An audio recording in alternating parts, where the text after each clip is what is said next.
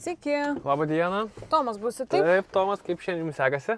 Ai, neblogai, žinokit, o kaip jums? Man irgi, žinokit, šiandien žmona paliko, tai surado Dieve. jo jaunesnį, tokį rūminingesnį negu aš, tai jo.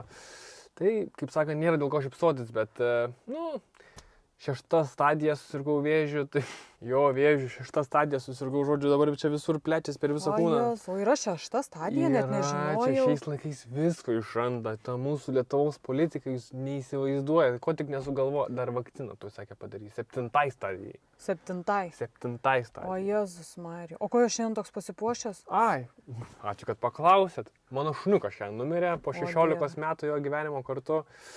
Sakiau, reikia užkas, bet tuo pačiu galvoju, gal ir tokias mini laidotuvės padaryti, kažkokį, žinai, šarvojimą salytę, gal kažkokius gedulingus pietus, bet... Labai mylėjau šuniuką. Mylėjau, bet visiems, kam siūlau draugam, niekas nenori su manimi važiuoti, aš nežinau, kažkokie jie labai keisti, bet gal jūs norėtumėt? Aš žinokit, neturiu kaip atvažiuoti. Taigi, aš taksistas, tai aš paimsiu nuo namų, man tik adresą pasakyti ir viskas, ir Bet važiuojam. aš jau turiu dabar jau kai kur būti, esu susiplanavus, gal galėtume važiuoti jau. Ai, tai jums reikalai svarbesni negu mano šuniukas, supratau, Nu, važiuojam. nepykit.